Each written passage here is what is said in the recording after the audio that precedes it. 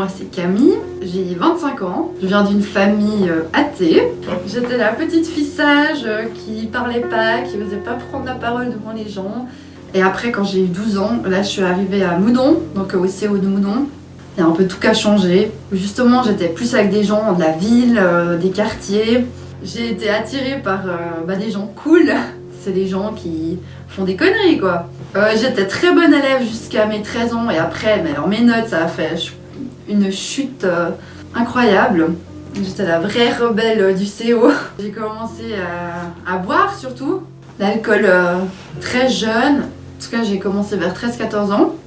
On se ramasse notre première cuite et on se dit plus jamais. Et puis finalement c'est un engrenage qui va hyper vite parce que à mes 14 ans je buvais vraiment très régulièrement. Je buvais seule surtout.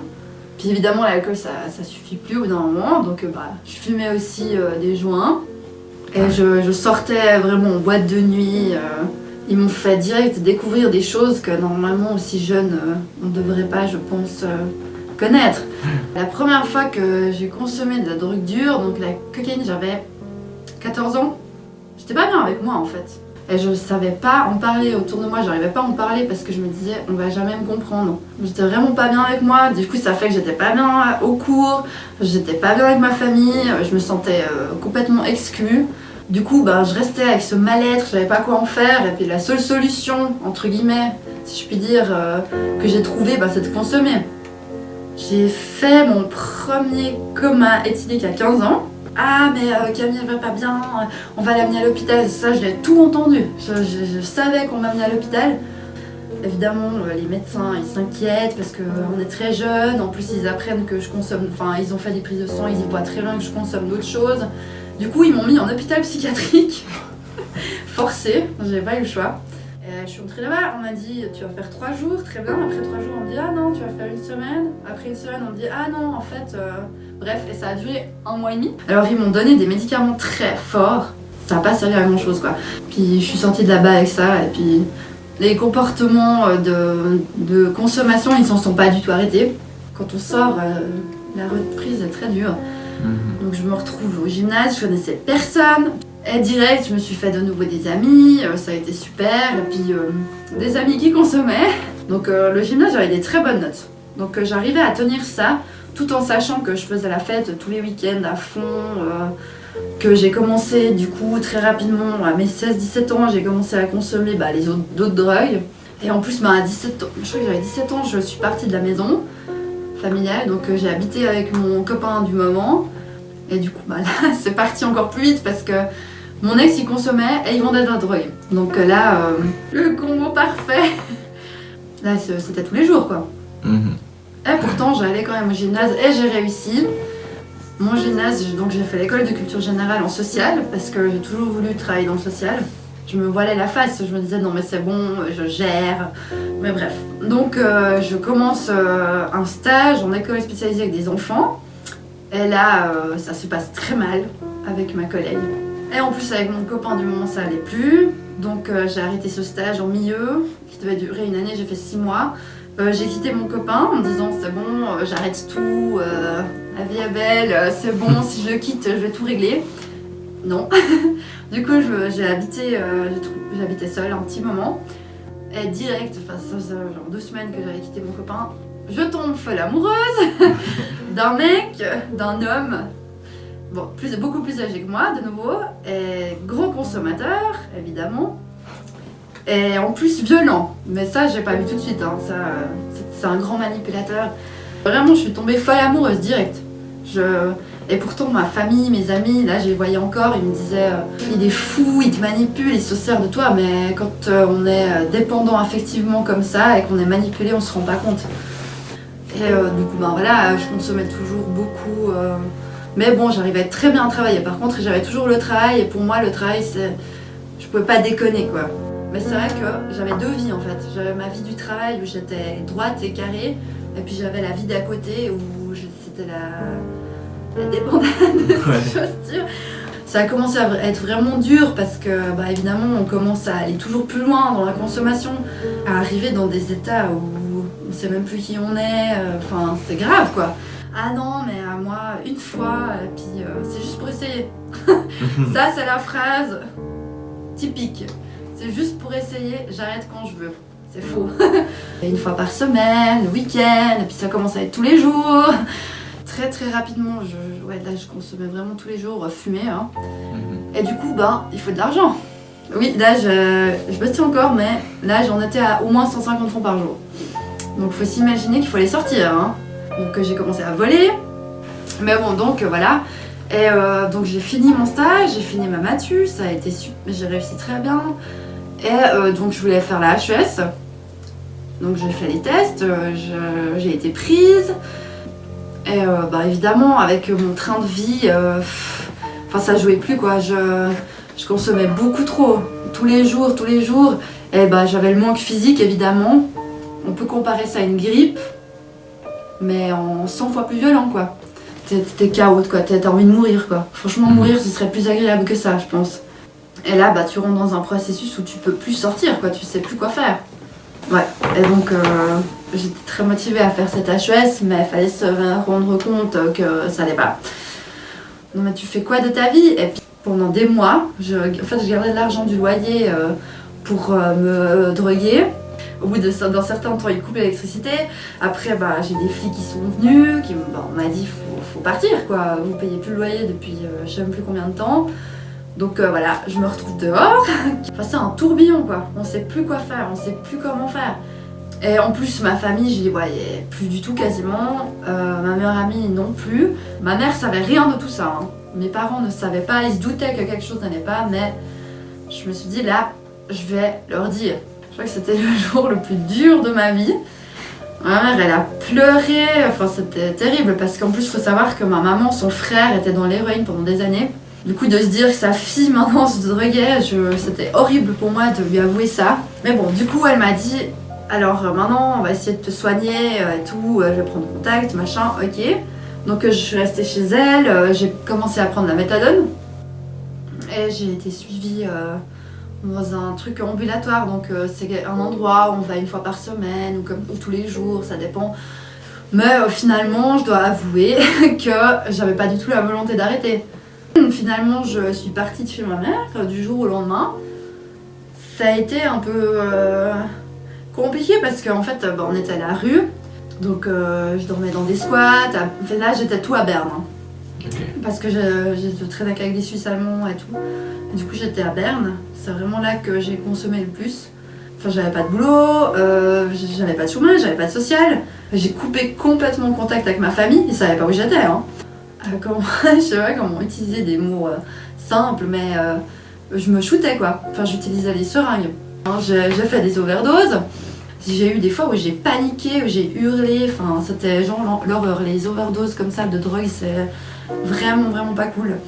Mais ça m'a pas empêché de continuer et puis de prendre le risque quoi. Je savais que je risquais quand même. Tous les jours on joue avec ça. Là, de mendier, de vendre la drogue ou de voler, là ça suffit plus évidemment. Parce que j'en arrivais à des sommes. La moyenne c'était 100-600 balles par jour quoi. J'étais une énorme consommatrice. Et je consommais beaucoup plus que la plupart des gens. Et donc voilà, on arrive à un jour où t'es en manque, donc t'as ces symptômes qui arrivent et tu commences à avoir froid et chaud en même temps, mais vraiment froid dans les os quoi. C'est genre, j'ai 20 minutes devant moi là, faut que ça aille vite. Je sais pas quoi faire d'autre en fait. Je me suis dit, j'y vais, tu peux aller te prostituer, j'aime pas utiliser ce terme mais c'est ça. Et je réfléchis et je me dis, mais tu sais que si tu fais ça, tu vas assombrir encore plus. Et puis en plus ça touche quand même ton corps, là je prenais conscience, hein, je me suis dit, mais là je casse un truc en moi quoi, je vais casser un truc en moi. J'y vais et j'essaye et on verra bien. Je suis tombée sur la personne la plus gentille du monde. Il m'a dit, ah mais toi c'est la première fois que tu fais ça? J'étais oui. Et du coup il s'est rien passé du tout. Genre on a parlé les deux et puis il m'a ramené et puis voilà. Et donc d'abord tu fais une fois comme ça et tu te dis bon non mais je fais ça occasionnellement. Puis finalement il y a vraiment, non j'ai vu des trucs et donc voilà je me lance là-dedans et mes journées c'était aller travailler comme je disais, donc j'allais travailler et consommer et travailler et consommer et travailler et consommer. Puis je dormais quasiment pas. Ça m'est arrivé de vraiment pas dormir pendant 3 jours. Et le corps il se détruit, hein, faut pas rêver. C'est horrible, hein. T'as des bleus qui t'arrivent, j'ai encore des grosses cicatrices au bras. J'avais des kystes et tout, c'était l'horreur. Et puis je mangeais plus. Donc voilà, j'ai vécu comme ça tous les jours, 1 année et demie, 2 ans. Et donc j'allais à manger, évidemment parce que j'avais rien à manger, j'allais manger, c'est comme la soupe populaire ici un peu, à Berne.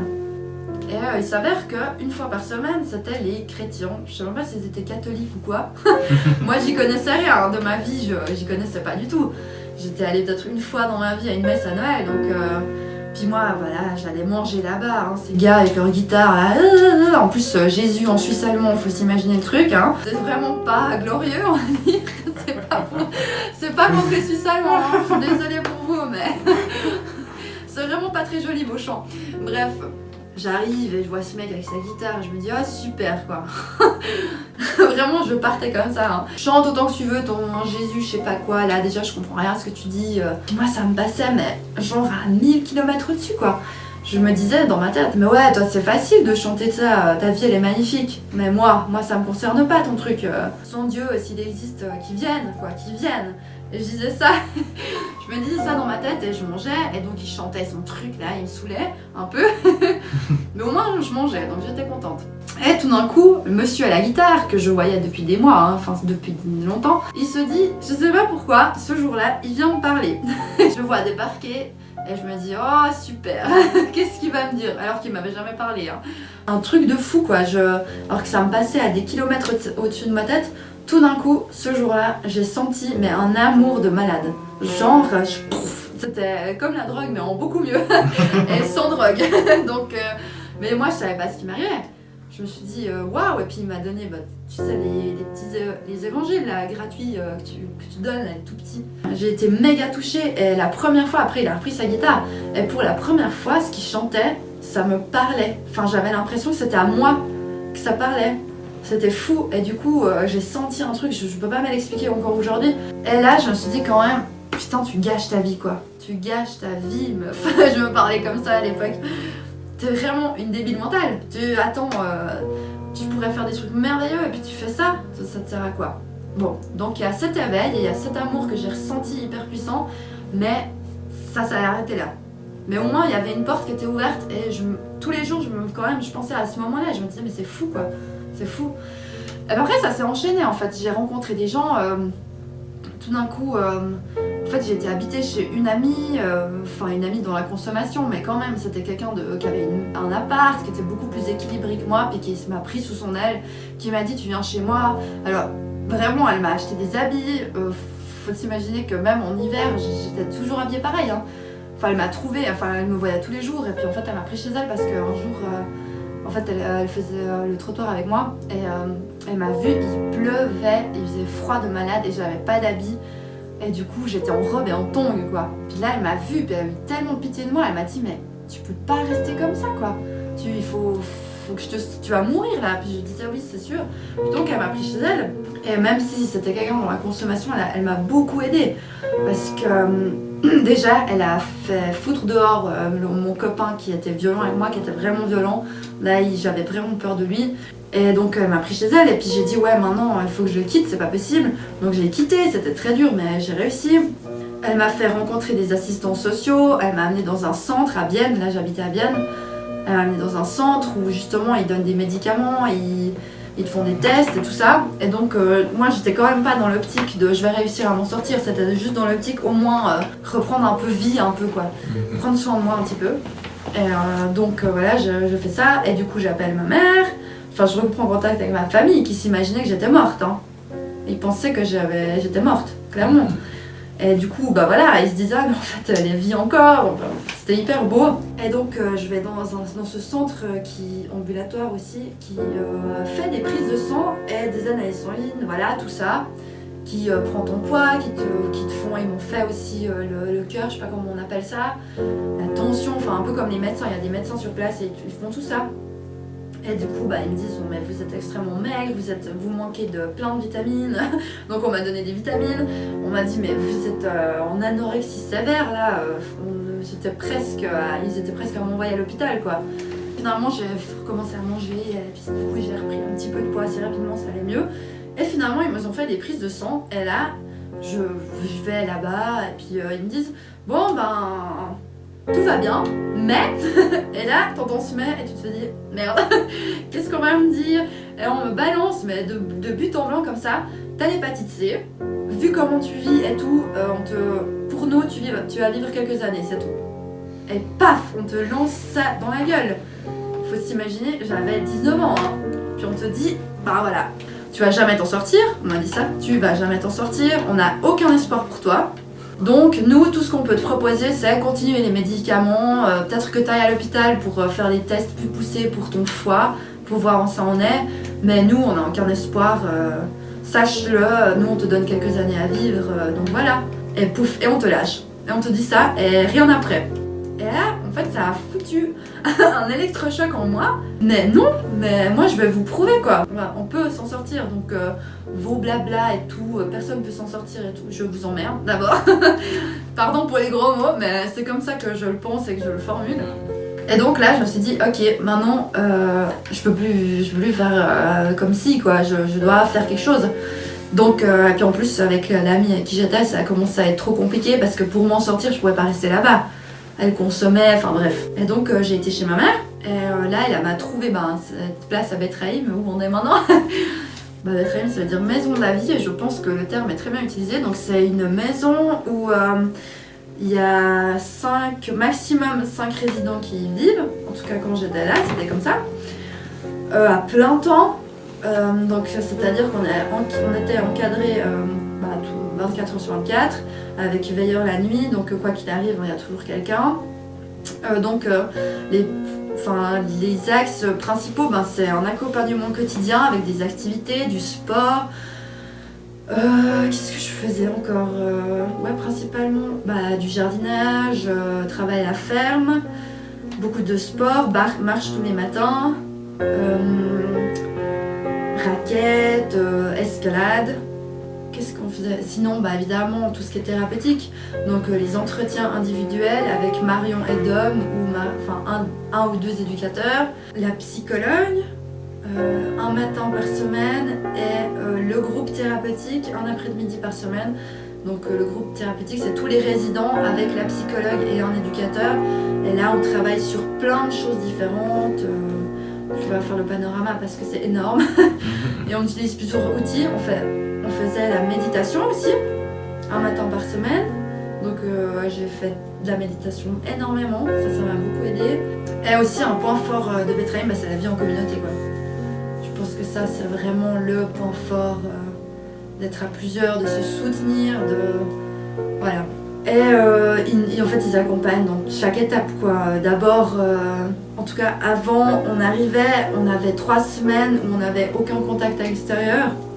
Donc pas de téléphone, pas de courrier, on n'a pas le droit d'appeler nos parents, pas le droit d'appeler notre famille pendant 3 semaines. Et après en fait on reprenait contact petit à petit. Donc d'abord on peut téléphoner à notre famille, que ça, mais on n'a jamais de portable, ça le portable c'était interdit. Et voilà en gros. Et donc c'était incroyable quoi, ça m'a sauvé la vie, vraiment ça m'a sauvé la vie. Au fond de moi, je voulais changer, mais j'étais persuadée que j'allais pas y arriver. En même temps, on m'avait mis ces idées-là dans la tête. Ça faisait des années qu'on me disait tu vas jamais t'en sortir et tout. Donc je venais ici un peu... je voulais pas vraiment être là quoi. Mais en même temps, je me suis laissée porter. Je me suis dit maintenant, je sais pas quoi faire. Donc t'écoutes les autres et point barre quoi. Ta grande gueule, tu te la fermes et puis t'écoutes un peu ce que les autres ils te disent. Donc je suis venue là. Et j'ai fait un très très long chemin. Donc je suis restée ici 2 ans et demi à peu près. C'était dur et c'était très beau en même temps. Je suis venue là, j'ai dit à Dom, te fais pas faux espoir Dom, hein. Moi dans 6 mois je me barre, hein. Dans 6 mois je suis loin d'ici. Hein. Puis il m'a dit ouais tu verras. J'étais non mais tu verras, toi dans 6 mois je pars. Et j'ai fait 2 ans et demi. Donc c'était pas du tout comme je pensais. Je pensais pas que j'allais m'en sortir aussi bien, je pensais pas que ça allait prendre autant de temps. Franchement, dans ma tête 6 mois c'était réglé, mais non pas du tout, 2 ans et demi. Et même, ça prend beaucoup plus de temps que ça. Hein. Et donc je suis là, C'est un peu quoi les étapes ici Alors, on fait des gros changements Ouais, la première étape déjà, c'est de reprendre un rythme de vie. Parce que moi, donc j'ai commencé à consommer à mes 14 ans, j'avais passé 20 ans, donc j'ai passé quand même de longues années à consommer tous les jours. Hein. Donc j'avais un rythme de vie qui était foireux, quoi. J'avais pas de rythme de vie. Donc la première étape, c'était ça en fait. Déjà de me coucher à des heures régulières. Moi, je connaissais pas ça. Moi, je m'endormais à 4h du mat, un peu comme bon me semblait et encore. Donc déjà ça, manger tous les jours. Ça paraît débile, mais c'est des trucs que moi j'avais complètement oublié. Donc dormir, manger, des trucs de base quoi. D'abord c'est ça. Ça dure quand même un petit moment. Puis après, en plus moi j'avais quand même...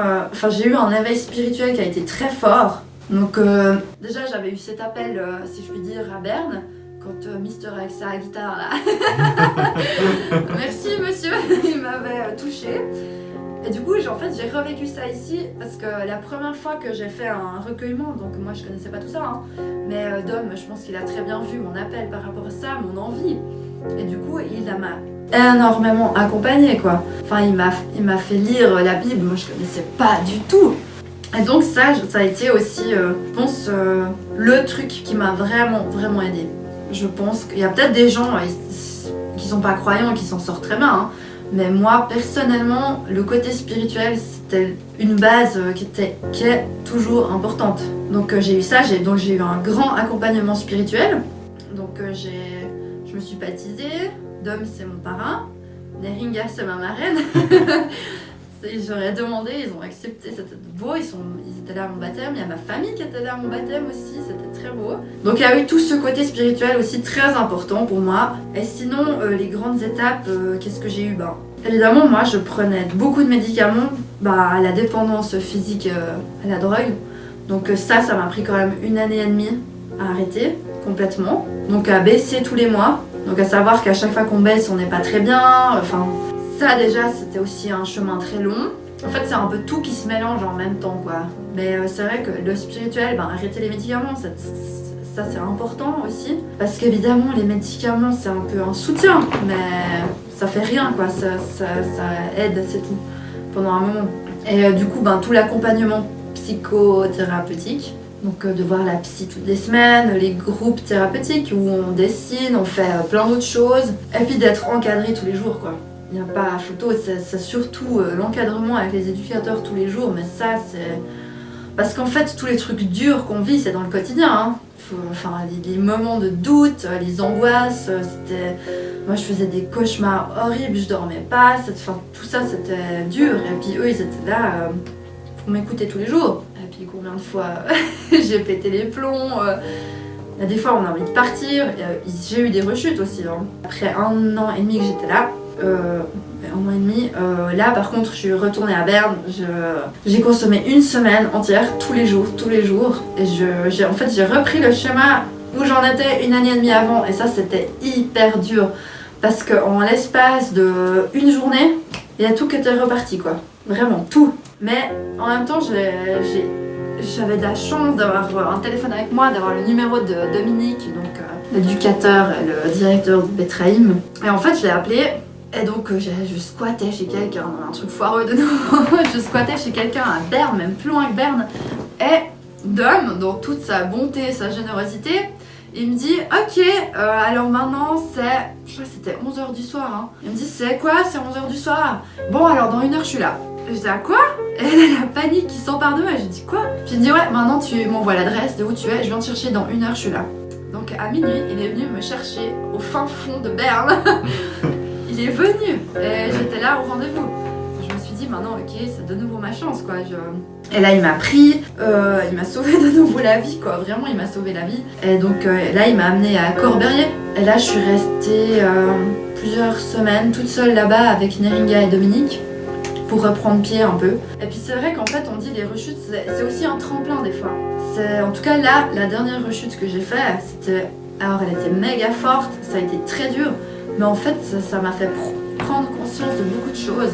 Et ça m'a fait évoluer après très très vite. Donc là, j'ai repris mon chemin de guérison, toujours avec la foi. avec Dom, enfin tous les éducateurs au quotidien. En plus ma famille, j'ai fait tout un travail avec ma famille aussi, hein. Tout un travail psychologique, parce que évidemment il y a des blessures profondes qui étaient là, qu'il fallait aussi régler, donc j'ai fait tout ça. Enfin un travail énorme quoi, qui prend beaucoup de temps. Et donc voilà. Et j'ai fait tout ce chemin à Betraïm, et il y a une année maintenant, je suis partie de Betraïm. Donc j'ai quitté, et finalement, comme je pense me destiner à l'éducation, j'ai repris un travail en garderie depuis cet été, donc depuis août de cet été pour une année. En tout cas une année, peut-être plus, on verra.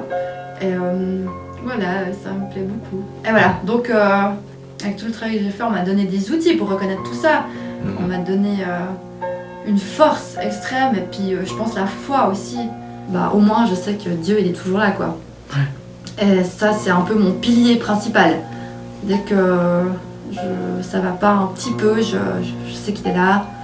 C'est peut-être en fait là que ce que tu cherchais depuis toujours, c'est peut-être là. Parce que évidemment comme j'ai dit avant, j'étais pas bien dans ma tête, j'étais vraiment dépressive beaucoup pendant très longtemps. Parce que je voyais pas le sens de la vie quoi. Et donc tout d'un coup je me disais mais en fait peut-être que ce sens, peut-être qu'il est là-dedans, peut-être qu'il est en Dieu, mais comme j'y connaissais rien. Voilà, mais du coup voilà Dominique, principalement lui, et différents éducateurs qui étaient ici, eux ils sont catholiques. Et ils connaissent tout ça, et je pense qu'ils peuvent faire un accompagnement spirituel qui est incroyable. Si, je pense que... Parce que le truc c'est qu'on est attiré par ça, et des fois c'est la curiosité qui fait que chez certaines personnes ils vont essayer. Faites attention, ne commencez pas à chercher à vous guérir entre guillemets ou vous soigner en consommant ou en buvant. Ça c'est vraiment pas la bonne solution. Donc si vous avez des idées noires, si vous vous sentez mal, genre corporellement, si vous trouvez, tout ce genre, c'est normal d'en avoir un petit peu, mais si vraiment c'est un état d'être qui est très profond, alors je sais que c'est très dur, et moi la première ça m'a pris des années avant de faire, mais il faut en parler à quelqu'un quoi. Il y a des gens quoi, vraiment. Moi, à l'église peut-être si vous y allez, trouvez quelqu'un en tout cas. Trouver quelqu'un de bienveillant et qui va pas vous juger, c'est déjà important. Que ce soit pas tabou non plus dans les familles. Combien il y a de familles, je connais des gens qui osent pas du tout en parler. Alors que je pense que c'est important quoi. Pas non plus que les parents ils se voilent la face en se disant non mais mon enfant, rien du tout de tout ça. Voilà un peu mon conseil. Et sinon écrivez-moi, appelez Betraïm. Voilà.